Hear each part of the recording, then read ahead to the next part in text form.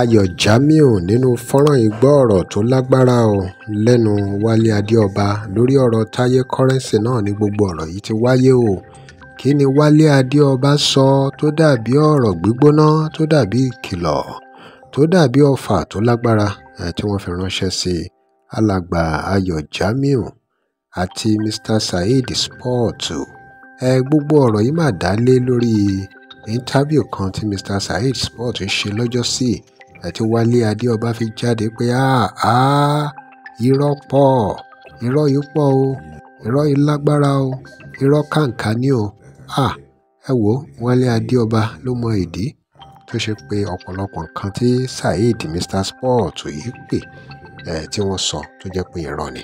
Kí ni àwọn irọ́ tí Mr. Saheed Sport pa? Báwo ló ṣe kan Táyé Currency? Ẹ wò tẹ́ ẹ bá wo fọ́nrán kan tá a mú wá fún yín tẹ́lẹ̀, ẹ gbọ́ àwọn àlàyé kan bẹ́ẹ̀. Àmọ́ níbí báyìí Wálé Adéọba lòun ṣetán pé ẹni tó bá fẹ́ bà tèèyàn kan jẹ́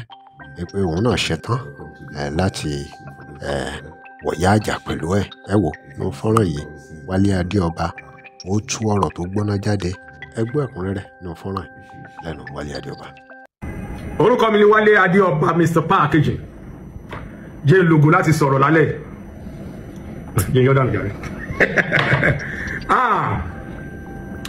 Ṣé ẹni tó máa ń sọ̀rọ̀ àwọn alábọ̀dé láyé ọlọ́mọ yẹ ká ṣe kí ni ká bá wọn péjọpọ̀ àwọn alábọ̀dé. Gbogbo ẹ̀yin tẹ́ gbà bọ̀dé lórí Alhaji Adébísí Àkàndé Táyé Currency ní kúrẹ́ mo ń kọ́pì Táyé Currency ni o. Ẹ wo gbogbo ẹ̀yin tẹ́ kọ́ṣẹ́ lábẹ́ ọ̀gá yín tẹ́ dalẹ̀ ọ̀gá yín ní kúrẹ́ fipá ni mo wà báyìí torí inú ṣẹ́rí èmi bí mo ṣe wà yìí máa fi yín paṣáyó. Ẹ gbàgbé emoji, ẹ gbàgbé kìíní máa fi yín paṣáyó nínú òótọ́ ọ̀rọ̀ àti Ayọ̀ Jamiu àti Jamiu Ayọ̀ ọ̀dọ́ Ayọ̀ Jamiu bàbá wọ́n ṣe bá o torí ẹ jù mí lọ but in other aspects bàbá Ayọ̀ Jamiu òpònú ni yín o ní o sọ́rí láti sọ ẹ òpònú gan mo respect èjì yín lẹ́ẹ̀kan sí but nínú àwọn nǹkan ìwà tẹ́ wù pẹ̀lú gbogbo ẹni báwa kọ́ la sọ̀rọ̀ àti blogger yìí tẹjọ́ ń ṣàbòsí tó lóun máa jáde anybody tó bá jáde fáyọ̀ Jamiu òun ready anybody tó bá jáde fún Mr. Sports òun ready ó bọ̀ tàná káwọn tiẹ̀ tó fáyà àwọn èèyàn over fáyà bọ̀ bàbá Ayọ̀ Jamiu mo ṣèbà fún ìjìn tó rẹ̀ jù wá lọ but ọmọ 10-15 years ó lọ́pọ̀lọ́ jù yín lọ pẹ̀lú nǹkan tèmi rí ní sọ́jú bẹ́ẹ̀ lọ gbogbo nǹkan tá a jọ sọ èmi àti yín ẹ̀wọ̀n bá sọ̀rọ̀ for over 30 minutes a sọ̀rọ̀ gan níjọ́ ẹ̀yin lẹ́ request o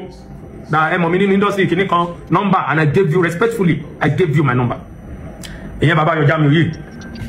bọ̀ bá tẹ́ máa sọ̀rọ̀ lọ sọ̀rọ̀ bọ̀ tí mo gbọ́rọ̀ yẹn yẹ̀wò mo rí pé kò sọ̀rọ̀ lọ́pọ̀lọ́ ọmọ ìfá gbogbo ọ̀rọ̀ tẹ́ sọ́npa Alhaji Táyé Currency gbogbo ọ̀rọ̀ yóò lórí kò ní irúkọ tẹ́ dàbí ọ̀rọ̀ yín tẹ́ sọ́npa àbò sí tẹ́ ṣe ń pa Pasuma gan fún mi nínú ọ̀rọ̀ mo record o bọ̀ mi ò fẹ́ dàgbò lórí ni o mo record ọ̀rọ̀ tẹ́ sọ́npa kí ní tẹ́ sọ́npa gbogbo wọn òbésèrè gbogbo ẹ̀ but mo kọ̀ wó pé àgbàlagbà ni yín ìṣòro wà láì fún yín sọ kò dáká wà tún lọ dákun torí lọ́rọ̀ ẹ̀yìn bàbá Ayọ̀ Jamiu ti máa sọ̀rọ̀ nǹkan bàjẹ́ díẹ̀ pẹ̀mí wá peace pẹ̀yìn tẹ́ bá lẹ̀ wá peace yẹn èmi á máa dúró fún yín tán pé àjọ wá peace pẹ̀mí wá peace you get me 1 then 2 Saheed Mr. Sport àti Ayọ̀ Jamiu yìí ó yẹ kọjọ́ máa gbénu lẹ́kọ̀ọ́ náà because tẹ́ bá ń gbọ́ bàbá tó kọrin báyìí tó ní ìrọ́pọ̀ ìrọ́pọ̀ ẹ ti mọ bàbá yẹn Saheed Mr. Sport ló yẹ kó máa lo aago tẹ̀lé lẹ́yìn ó pa irọ́ láyé yìí àwọn ọ̀rọ̀ tí ẹ lọ wo page Aliya Saga àpò ìdàgà ẹni tó bá ṣe bí ọgbà tó ti yẹyẹ bá parí ọmọ mi dáadáa ni Aliya Saga táwọn ń pè bá sọ̀rọ̀ lẹ́gẹ́rí tẹ́bìtì àwọn kan káàmù ọ̀gbẹ́ni ní sùúrù torí àwọn bàbá òṣèlè nídìí wọn létà ní sùúrù gbogbo ẹ̀dẹ̀ bàgbà yẹn lọ bá ẹ ti lọ àwọn bẹ̀rẹ̀ another page oníkálukú bẹ̀rẹ̀ àwọn olùwà bẹ̀rẹ̀ another page ẹ ṣe ń ṣe pìtìpìtì náà ẹ lọ wo page Aliya Saga ó ń tú àṣírí Mr. Sport bọ̀ díẹ̀ díẹ̀ tèmi láti sọ because èmi ò fẹ́ bá yé èèyàn jẹ́ bọ́ tó bá lọ máa bá yé ẹnìkan jẹ́ kí n má mẹ́rin kan tí bá gbọ́ sí máa jáde o máa sọ ọ̀rọ̀ tó bá kàn mí máa kàn sọ àwọn kankan láti clear yẹ Saheed Sport ó ń pa irọ́ ó dẹ̀ ń package ẹ̀yin lẹ́ máa ń bá àwọn Mr. Package jẹ́ Saheed Sport onírọ̀ ayé àtọ̀run ní ẹ́ ilẹ̀ tó lóò ta ilẹ̀ tó lóò ṣe kíní kan ilẹ̀ igbá kan kíní kan Aliya Saga tún sọ dáadáa bí tí mo ṣe find this media tí máa sọ íńtánẹ́ẹ̀tì àdàbò àwọn èèyàn wá rí àṣẹ bọ́ èmi ò nídìí ẹ̀ bọ́ èyí tó kàn mí máa sọ èyí ò kàn mí etí ọba lé etí ọba lóko èèyàn ló ń jẹ́ bẹ́ẹ̀ máa wádìí máa ṣe thorough investigation from both sides kẹ́mi tó jáde láti sọ̀rọ̀ èmi ò ń gbẹ́jọ́ ẹnìkan dájọ́ ẹ jẹ́ fi gbogbo yẹn sílẹ̀ ọ̀rọ̀ Adébísí Àkàndé Táyé Currency ó dọ̀rọ̀ jó dẹ̀yẹ fún mi àti fún gbogbo àpèsè fans club pátápátá lágbára Ọlọ́run ẹ ní jábọ́ o ayé yín ò ní bàjẹ́ o gbogbo oríire tó wà lórígun mẹ́rẹ̀ẹ̀rin ayé ẹ máa ṣe kẹrí tẹ́ bá ti wá ṣe oríire yẹn àwọn ọmọ àtàrọ ọmọdọ́mọ yín tẹ́yìn òdìtẹ̀ tẹ́ ra orí burúkú fún àwọn ọmọ yín tẹ́ ra òṣì fún gbogbo oríire orígun mẹ́rẹ̀ẹ̀rin àgbáyé àwa dé bá yín tayàtọmọ àtẹmí náà lágbára Ọlọ́run tó rà ṣàbòsí nǹkan tó ń ṣe là ń bàjẹ́ nǹkan ẹ tó fẹ́ bíwò làwọn dìmú ẹ lè bíwò torí kò ń ṣe yàn rẹ gbogbo ẹ̀yin tí àpèsè tó finú kan dúró kò ń ṣe àwọn tó sá lọ kò ń ṣe àwọn tó fowó rà o ẹ mọ̀ pé fowó fẹ́ rè mí náà owó tí mo lè fún yín láàrin 2-3 minutes máa fún yín owó yẹn fẹ́ fi ra èmi ẹ bàjẹ́ orí yín dẹ̀ dàrú díṣe mo owó lẹ fẹ́ fi ra Ọlá Famous náà díṣe mo owó lẹ dẹ̀ fi ra àwọn kan ẹ máa jẹ wọn kẹjọ máa ṣòṣì kò yẹ yín ẹ jẹ wọn Alhaji Taye Currency ẹ máa ní ìfura dáadáa èèyàn mi pàtàkì máa ní ìfura orí pé ìgbà tí ẹsẹ̀ àwọn kan ṣí ìgbà tí ẹsẹ̀ àwọn orí burúkú kan tó lọ ọlá wa pọ̀ sí ṣó wa pọ̀ ẹ wo kò sí ní ayé yìí tí ẹ bá fẹ́ ṣìdí ọlọ́wà kan ṣe kankan pé àwọn olórí burúkú tó rìn pẹ̀lẹ́ ni kí àwọn jàǹkárí wọ kọ̀kọ́ lè já spiritually ọlọ́wà wa ṣe yín nídìí ẹ máa fọwọ́ ara yín ṣe ra yín ọlá wa fẹ̀ sí ṣó wa pọ̀ kó tó ṣẹlẹ̀ láyé Currency nìyẹn ẹ rí pé bàtà àwọn kan ṣìdí tó ń rà wọ́n ẹ rí pé ẹni ẹ̀wọ̀n àwọn tá a tún sọ tí wọ́n wá tún wá ń dìnà àwọn kan ìgbà tí wọ́n ṣìdí tó ń lọ síbi pìtìpìtì wọn àwọn kan wọlé a tún wá mọ̀ wọ́n sí stage wa kún stage wa make sense stage yẹn make sense èèyàn ló ń bẹ nídìí ọ̀rọ̀ tó ló fi ń ké o mo ní màmá fi yín paṣáyó ni ṣé wàá rọrọ Saheed Mr Sport ẹni tó bá wá jáde tó bá sọ pé Saheed Mr Sport o gbogbo ọ̀rọ̀ tó sọ kò sí rọ́ńbẹ̀ kí báwo mo ṣe lè sọ̀rọ̀ ẹ kó ṣe lè yé yín o kò sí rọ́ńbẹ̀ gbogbo ọ̀rọ̀ tó pa òótọ́ ni àwọn kan fẹ́ dìde ogun wọ́n fẹ́ ṣe ogun wọn làwọn èèyàn tó fẹ́ dìde tó fẹ́ tó ètò ti dìde tẹ́lẹ̀ ẹjọ́ kí kọ́kọ́ bẹ̀rẹ̀ sẹ́gbẹ̀ ogun wọn lẹ tó fẹ́ kí ni èébù wa àti pé wọn lẹ tó fẹ́ ṣe mọ́ kí lẹ tó fẹ́ ṣe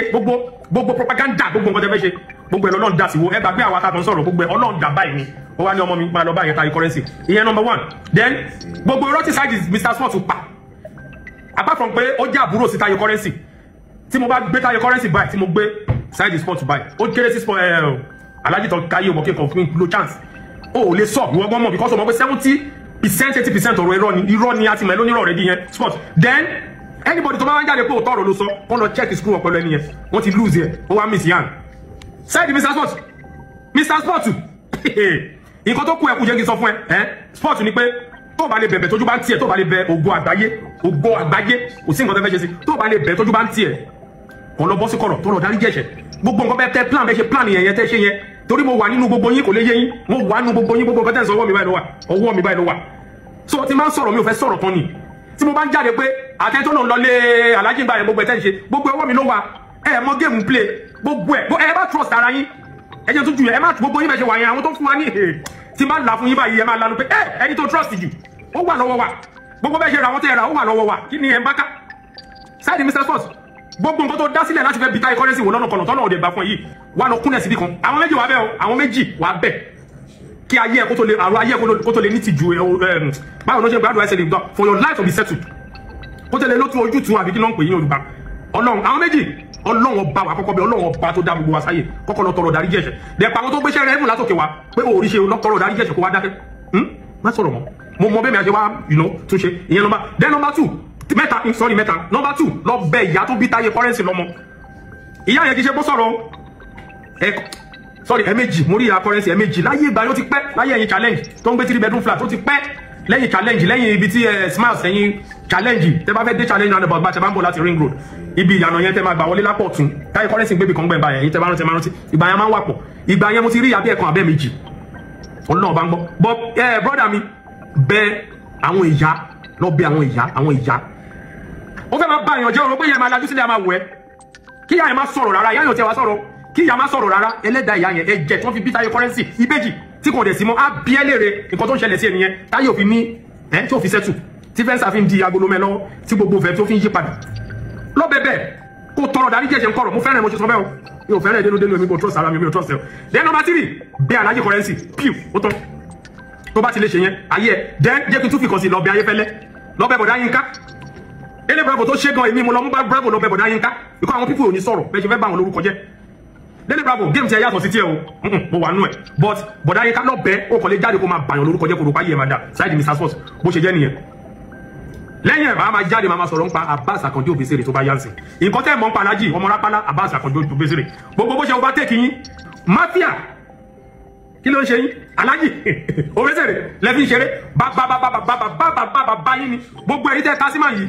lọ́tọ̀rọ̀ darí jẹ́ṣẹ́ torí máa ṣàlàyé àwọn kọ̀ọ̀kan tẹ́ mọ̀ fún dáadáa nínú industry nínú Fuji ẹ ṣe Wálé Adéọba lórúkọ tèmi jàre ó dàbọ̀ ogun àgbáyé see you in Canada currency everywhere ẹ ṣe ó dàbọ̀ ayé yìí ti bàjẹ́ sẹ́ ẹ̀yin ọ̀dàlẹ̀ currency àti ọ̀dàlẹ̀ Obesere. tó òun lẹ ti gbọ́ yìí o ẹ̀yin èèyàn wa kí lè ròyìn ẹ lórí gbogbo ètò ń lọ yìí ẹ lórí ọ̀rọ̀ Táyé currency náà ni ọ̀rọ̀ yìí bá jáde kí lè ròyìn lórí gbogbo bí Wálé Adéọba ṣe ń jáde fún àwọn méjèèjì yìí àti Ayọ̀ Jamiu àti Saheed Mr Sport kí lè rò pé ó máa tán gbogbo wàhálà yìí